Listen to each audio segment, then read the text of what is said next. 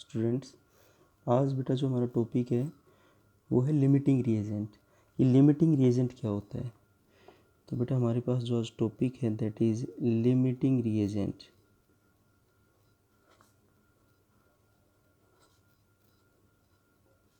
And access reagent.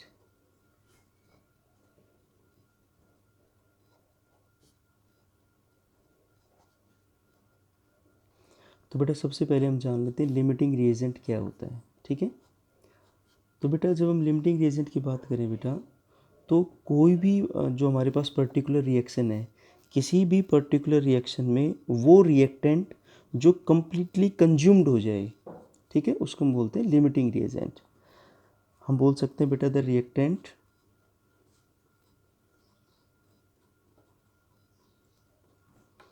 In the particular reaction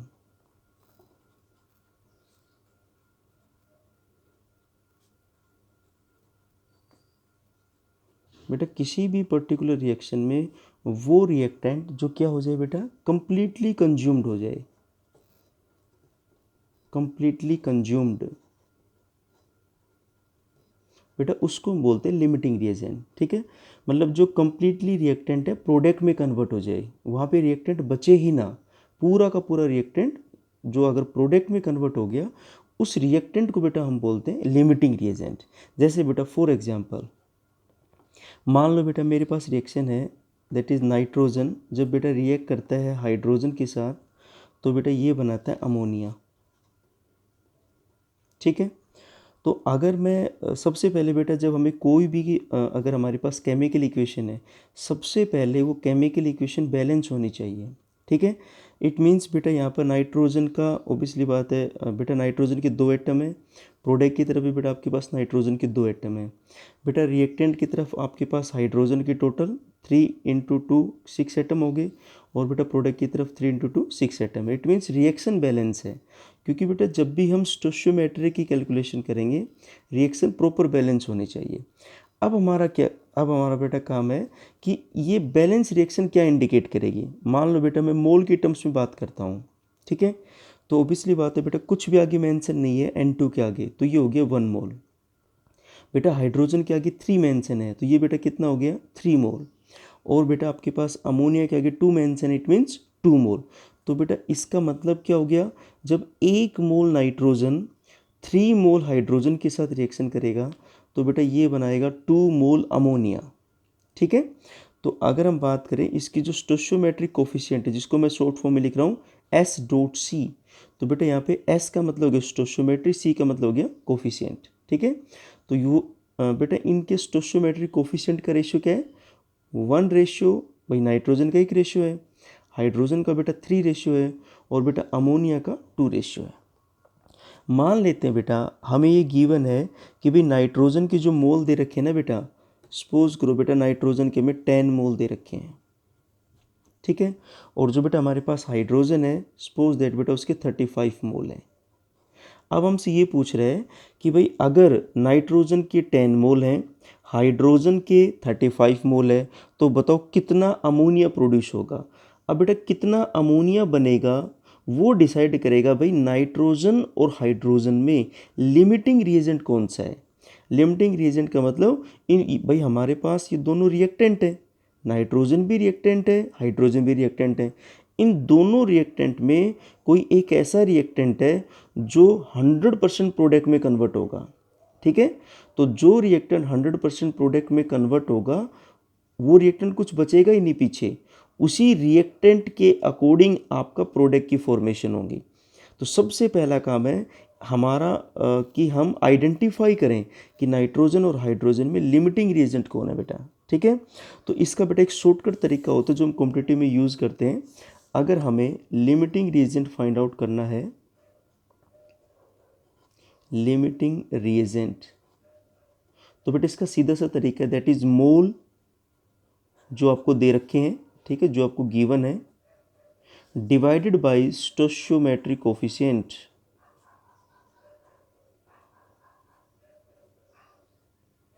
स्टोइचियोमेट्रिक coefficient.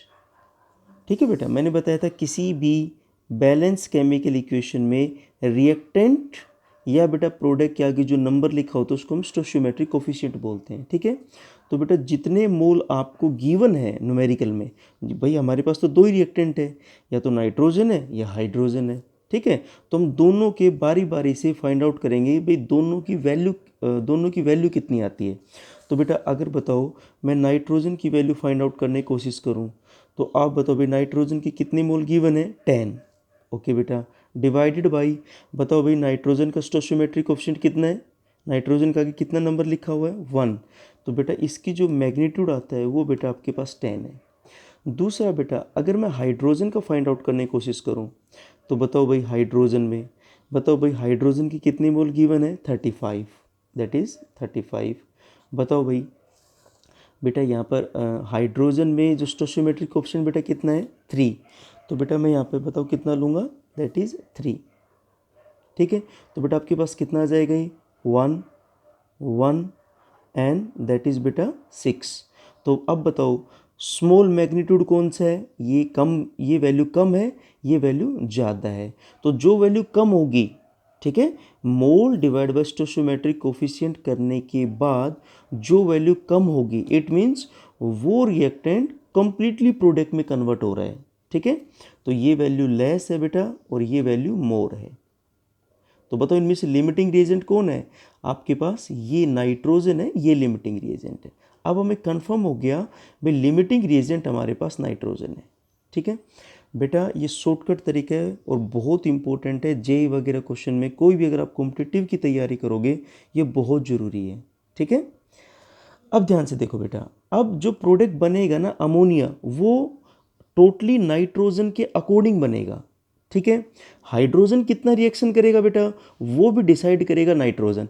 It means अब जो भी product बनेगा वो नाइट्रोजन डिसाइड करेगा, उसी के अकॉर्डिंग बनेगा, ठीक है। क्योंकि भाई जब तक नाइट्रोजन है तभी तक तो ऑब्वियसली बात है हाइड्रोजन के साथ रिएक्शन करेगा। अब नाइट्रोजन के तो 10 मोल ही रिएक्शन कर सकते हैं, ठीक है। अब हाइड्रोजन आप यहाँ पे 35 की जगह चाहे 100 मोल लो, लेकिन रिएक्शन की बेटा रिएक्शन कैसे करेंगे, 10 मोल के अकॉर्डिंग ही रिएक्शन होगी, ठीक है। तो अब हाइड्रोजन कितना रिएक्शन करेगा ये भी नाइट्रोजन डिसाइड करेगा। अमोनिया कितना बनेगा ये भी बेटा नाइट्रोजन ही डिसाइड करेगा, बिकॉज बेटा यहाँ पर नाइट्रोजन लिमिटिंग रिएजेंट है। अब बात आती है कि भाई हाइड्रोजन कितना रिएक्शन करेगा और अमोनिया कितना बनेगा, ठीक है बेटा। तो वो हम बेटा रिलेशनशिप निकालेंगे किससे बेटा, ये जो हमें ये जो बेटा हमारे पास इस इक्वेशन के अंदर जो स्टोइचियोमेट्रिक कोफिशिएंट गिवन है, ठीक है। अब आप समझने की कोशिश करना बेटा, पहले हम इस बैलेंस इक्वेशन से बेटा एक रिलेशनशिप निकालते हैं। ये इक्वेशन क्या इंडिकेट कर रही है कि भाई जब नाइट्रोजन का 1 मोल 3 मोल हाइड्रोजन के साथ रिएक्शन करता है, नाइट्रोजन का 1 मोल 3 मोल हाइड्रोजन के साथ रिएक्शन करता है तो 2 मोल अमोनिया बनते हैं। तो मैं हाइड्रोजन यहाँ से बेटा फाइंड आउट कर सकता हूँ, कैसे बेटा, हाइड्रोजन में बेटा मैं कैसे फाइंड आउट करूँगा, अगर मुझे हाइड्रोजन फाइंड आउट करना है तो मुझे पता है कि जब नाइट्रोजन का 1 मोल, देखो गिवन आप ये ना, ये जो बैलेंस इक्वेशन है हम यहीं से रिलेशनशिप निकालते हैं। तो जब बेटा नाइट्रोजन का 1 मोल रिएक्शन करेगा तो हाइड्रोजन के कितने मोल रिएक्ट करेंगे भाई, 3। तो बेटा जब 1 मोल नाइट्रोजन रिएक्शन करता है तो हाइड्रोजन के बेटा मोल होते हैं 3 मोल हाइड्रोजन। तो बताओ भाई अगर नाइट्रोजन के 10 मोल रिएक्शन करेंगे, क्योंकि नाइट्रोजन तो लिमिटिंग रिएजेंट है और ये 100% प्रोडक्ट में कन्वर्ट होगा, इट मीन्स इसके 10 के 10 मोल प्रोडक्ट में कन्वर्ट होंगे। तो बताओ बेटा जब नाइट्रोजन के 10 मोल रिएक्शन करेंगे, ठीक है बेटा, तो हाइड्रोजन कितना रिएक्ट करेगा, 3 divide by 1 into 10, it means 30 mole, 30 mole hydrogen बेटा रिएक्शन करेगा, ठीक है।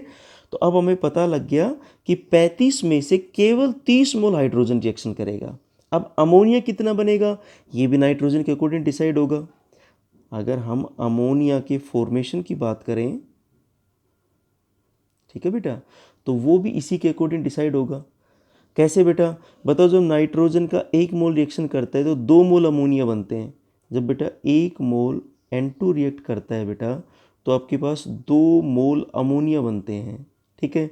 तो बताओ अगर नाइट्रोजन के 10 मोल रिएक्ट करेंगे, क्योंकि ये तो लिमिटिंग रिएजेंट है, ये तो पूरा रिएक्ट करेगा बेटा, तो बताओ जब नाइट्रोजन के बेटा 10 मोल रिएक्ट करेंगे तो बताओ भाई अमोनिया कितना बन जाएगा बेटा, 2 divide by 1 into 10 that is 20, that is बेटा 20।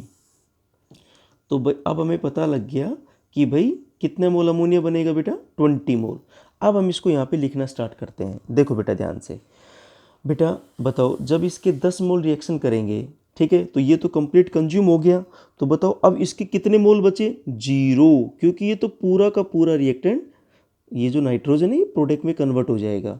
अब बताओ 35 मोल हाइड्रोजन के गिवन है, लेकिन हाइड्रोजन बेटा आप यहाँ पे देख सकते हो, हाइड्रोजन केवल कितना रिएक्ट करेगा, केवल 30 मोल, ठीक है। तो भाई 30 मोल रिएक्ट करेगा तो 35 माइनस 30 बेटा कितने मोल बच जाएंगे, 5 मोल हाइड्रोजन अब भी बचेगा। और बेटा बताओ प्रोडक्ट कितना बन रहा है, पहले प्रोडक्ट 0 था, भाई जब रिएक्टेंट ने रिएक्शन की ही नहीं तो आपके पास प्रोडक्ट तो कुछ होगा नहीं। जब दोनों रिएक्टेंट के बीच में रिएक्शन होती है तो बताओ प्रोडक्ट कितना बनता है बेटा, वो बनता है 20। तो बेटा आपके पास बताओ ये कितना बन गया, 20 मोल। तो अब आप ये बेटा न्यूमेरिकल भी हो सकता था, ऐसे न्यूमेरिकल बनाते हैं that you have given 10 mole of nitrogen, 35 mole of hydrogen, then calculate how many moles of ammonia formed.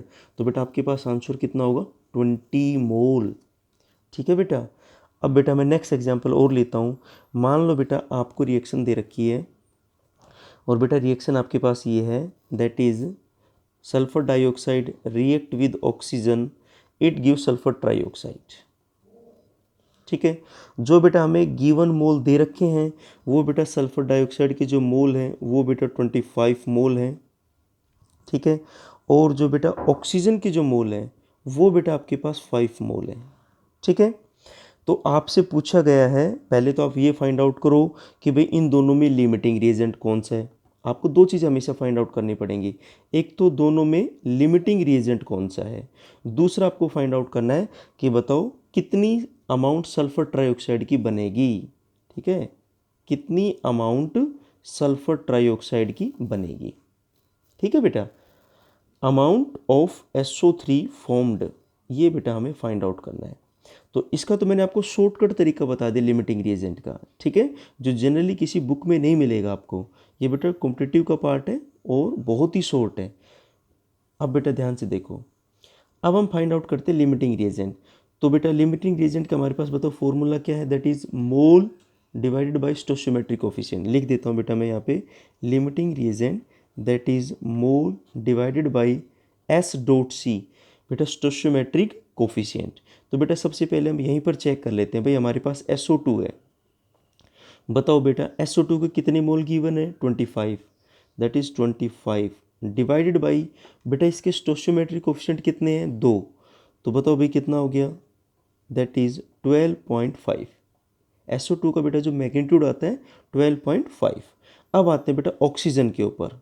बताओ भाई ऑक्सीजन कितने मोल गिवन है, 5 मोल डिवाइडेड बाई बेटा ऑक्सीजन के आगे कोई भी नंबर नहीं लिखा, इट मीन्स ये वैल्यू 1 है, भाई 1 मोल है इसका मतलब। तो ये स्टोइचियोमेट्रिक ऑप्शन बेटा कितना हो गया, 1, 5 डिवाइड बाई 1। तो आपको पता लग गया, बताओ दोनों में से लेस मैग्नीट्यूड कौन सा है, ये वैल्यू कम है, ये वैल्यू लेस है। इट मीन्स हमारे पास जो लिमिटिंग रिएजेंट है बेटा वो ऑक्सीजन है। तो बताओ इन दोनों में क्वेश्चन ये था कि भाई बताओ दोनों रिएक्टेंट में SO2 और O2 में लिमिटिंग रिएजेंट कौन है, ठीक है बेटा। तो बताओ भाई लिमिटिंग रिएजेंट बेटा हमारे पास कौन हो गया, ऑक्सीजन। तो हमारे पास पहले क्वेश्चन का आंसर आ गया। दूसरा क्वेश्चन उसने पूछा है, बताओ भाई कितना SO3 सल्फर ट्राइऑक्साइड बनेगा, ठीक है बेटा। तो अब आपको पता लग गया कि भाई जो भी केमिकल रिएक्शन होगी ना, कितना कितना बेटा सल्फर ट्राइऑक्साइड बनेगा वो आपके पास ऑक्सीजन डिसाइड करेगा। क्यों, क्योंकि अब हमें पता है कि भाई जो लिमिटिंग रिएजेंट है वो बेटा लिमिटिंग रिएजेंट ऑक्सीजन है। तो अब जो भी सल्फर ट्राइऑक्साइड बनेगा वो ऑक्सीजन के अकॉर्डिंग बनेगा, ऑक्सीजन के जो मोल हैं इन मोल के अकॉर्डिंग बनेगा बेटा, ठीक है बेटा। या कितना सल्फर डाइऑक्साइड रिएक्ट करेगा वो ये भी पूछ सकता है। भाई क्वेश्चन ये भी हो सकता है बेटा, बताओ कितना सल्फर डाइऑक्साइड रिएक्ट करेगा, वो भी बेटा ऑक्सीजन के मोल के अकॉर्डिंग ही रिएक्ट करेगा। तो हम फाइंड आउट करते हैं कि भाई कितना सल्फर डाइऑक्साइड रिएक्ट करेगा और कितना सल्फर ट्राइऑक्साइड SO3 बनेगा। तो अब बेटा जो हमें गिवन इक्वेशन के अंदर जो बेटा हमारे पास बैलेंस इक्वेशन है, इनमें हमें स्टोइचियोमेट्रिक कोफिशिएंट का यूज़ करना पड़ेगा। तो बताओ बेटा इसके स्टोइचियोमेट्रिक कोफिशिएंट क्या है? 2 मोल जब SO2 की रिएक्ट करते हैं बेटा, कितने मोल ऑक्सीजन के साथ? 1 मोल, क्योंकि इसके आगे कोई भी नंबर नहीं लिखा हुआ है। तो बताओ भाई सल्फर ट्राइऑक्साइड कितना बनेगा बेटा? 2 मोल। ठीक है बेटा। तो अब हम कैलकुलेट करते हैं हमारी कैलकुलेशन। अब ये है बेटा कि सबसे पहले ये फाइंड आउट करते हैं भाई सल्फर डाइऑक्साइड जो हमारे पास है, ठीक है, ये बेटा कितना रिएक्ट करेगा। गिवन तो 25 मोल है, 25 में से कितना रिएक्ट करेगा। तो अब बताओ बेटा जब ऑक्सीजन का 1 मोल रिएक्शन करता है तो बताओ सल्फर डाइऑक्साइड के बेटा कितने मोल रिएक्शन करते हैं? दैट इज 2 मोल। ठीक है। तो इट मीन्स बेटा मैं लिख सकता हूँ यहाँ पर जब बेटा 1 मोल O2 रिएक्ट करता है। अब बेटा गिवन इक्वेशन से समझो आप ये चीज़ें। तो बताओ भाई सल्फर डाइऑक्साइड कितना बन रहा है बेटा? 2 मोल सल्फर डाइऑक्साइड रिएक्ट कर रहा है। ठीक है बेटा, रिएक्शन कर रहा है। तो बताओ भाई जब ऑक्सीजन के 5 मोल रिएक्शन करेंगे, आप कहोगे सर ऑक्सीजन के 5 मोल क्यों रिएक्शन करेंगे? क्योंकि बेटा ये लिमिटिंग रिएजेंट है, और लिमिटिंग रिएजेंट वो रिएक्टेंट होता है जो कंप्लीटली जितने मोल उसके दे रखे हैं वो पूरा का पूरा प्रोडक्ट में कन्वर्ट हो जाएगा। तो बताओ भाई जब ऑक्सीजन का 1 मोल रिएक्शन करता है तो 2 मोल सल्फर डाइऑक्साइड बनते हैं। तो बताओ जब ऑक्सीजन के 5 मोल रिएक्शन करेंगे तो बताओ भाई सल्फर डाइऑक्साइड कितना बनेगा? 2 divide by 1 into 5, that is 10 mole sulphur dioxide. तो अब हमारे पास बेटा इसका आंसर आ गया कि बताओ भाई सल्फर डाइऑक्साइड कितना रिएक्शन कर रहा है? That is 10 mole sulphur dioxide reaction कर रहा है। तो बताओ हमारे पास गिवन कितने? 25। तो बेटा 25 में से अगर मैं 10 माइनस करूंगा तो 15 मोल सल्फर डाइऑक्साइड के अभी भी बचेंगे जिन्होंने रिएक्शन नहीं की है। सल्फर डाइऑक्साइड केवल 10 मोल रिएक्ट कर रहा है। ठीक है, तो 25 मोल गिवन है, 10 मोल रिएक्शन कर रहे हैं, तो 15 मोल बेटा अभी भी प्रेजेंट है, रिमेनिंग है। ठीक है। अब बात आती है भाई सल्फर ट्राइऑक्साइड कितना बन रहा है। तो ये भी बेटा आप यहीं से रिलेशनशिप निकालोगे। जब 1 मोल ऑक्सीजन रिएक्ट करता है तो बेटा सल्फर ट्राइऑक्साइड बनता है, बताओ कितना? 2 मोल। ठीक है बेटा। तो अब हम ये जो बी नेक्स्ट वाला पार्ट है ये कैलकुलेट करते हैं। बताओ भाई जब 1 मोल ऑक्सीजन रिएक्शन करता है तो 2 मोल सल्फर ट्राइऑक्साइड बनते हैं। 1 मोल O2 से बेटा 2 मोल सल्फर ट्राइऑक्साइड बनते हैं। अब अगर 5 मोल रिएक्शन करेंगे ऑक्सीजन के, क्योंकि ये लिमिटिंग रिएजेंट है, पूरा का पूरा रिएक्शन करेगा, तो बेटा जब 5 मोल ऑक्सीजन की रिएक्शन करेंगे तो बताओ भाई सल्फर ट्राइऑक्साइड कितना बन जाएगा? 2 डिवाइड बाई 1 इंटू 5। तो बेटा आपके पास सल्फर ट्राइऑक्साइड बन जाएगा 10 मोल। तो बताओ बेटा सल्फर ट्राइऑक्साइड आपके पास कितना बनेगा? That is 10 mole. तो सल्फर ट्राइऑक्साइड बनेगा बेटा आपके पास that is 10 mole sulphur trioxide. बेटा यही लिमिटिंग रिएजेंट है। किसी भी रिएक्शन में वो रिएक्टेंट जो कंप्लीटली कंज्यूम्ड हो जाए, पूरा का पूरा रिएक्टेंट प्रोडक्ट में कन्वर्ट हो जाए। अब आप कहोगे सर एक्सेस रिएजेंट कौन सा है? एक्सेस बेटा रिएजेंट वो है जो 100% प्रोडक्ट में कन्वर्ट नहीं हो रहा बेटा। ठीक है। देखो बेटा अब जैसे हमने सबसे पहले ये रिएक्शन देखी थी, अब हमें पता लगा भाई नाइट्रोजन है वो लिमिटिंग रिएजेंट है। इट मीन्स ये पूरा रिएक्टेंट प्रोडक्ट में कन्वर्ट हो रहा है। तो बताओ कौन बच गया आपके पास? हाइड्रोजन। तो जो दूसरा रिएक्टेंट बच गया, ठीक है ना, वो बेटा आपके पास हो जाएगा एक्सेस रिएजेंट, मतलब जिसकी अमाउंट ज़्यादा है। तो आप देख सकते हो कि 35 में से केवल 30 मोल रिएक्शन करते हैं, 5 मोल अभी भी बचे हुए हैं। इट मीन्स ये एक्सेस मोल ही तो है भाई, ये एक्स्ट्रा मोल ही तो है। तो बताओ नाइट्रोजन लिमिटिंग रिएजेंट है, तो बताओ हाइड्रोजन क्या हो जाएगा बेटा? एक्सेस रिएजेंट, जिसकी अमाउंट ज़्यादा है। इसी तरह बेटा सल्फर ट्राइऑक्साइड और ऑक्सीजन में, भाई ऑक्सीजन बताओ क्या हमारे पास? लिमिटिंग रिएजेंट है। तो जो दूसरा रिएक्टेंट बचा जिसकी अमाउंट ज़्यादा है, अभी भी देखो आप 25 में से केवल 10 मोल रिएक्शन करते हैं, अभी भी 15 मोल बचे हुए हैं। तो जो दूसरा रिएक्टेंट जिसकी अमाउंट ज़्यादा है, जो 100% प्रोडक्ट में कन्वर्ट नहीं होता, उसकी कुछ ना कुछ अमाउंट बचेगी, उसको बेटा हम बोलते हैं एक्सेस रिएजेंट। तो बताओ बेटा यहाँ पे SO2 क्या हो जाएगा? Access reagent. तो बेटा एक कंप्लीट लिमिटिंग रिएजेंट और एक्सेस रिएजेंट का कंसेप्ट है, ऐसे ही न्यूमेरिकल आएंगे। बताओ भाई जैसे इनमें से लिमिटिंग रिएजेंट कौन है, बताओ कितना सल्फर ट्राइऑक्साइड मतलब प्रोडक्ट बनेगा, कितना रिएक्टेंट रिएक्ट करेगा, ऐसे ही बेटा न्यूमेरिकल होते हैं। तो ये न्यूमेरिकल का भी फॉर्मेट हो गया बेटा आपके पास ये। इसको बेटा अच्छे से अंडरस्टैंड करना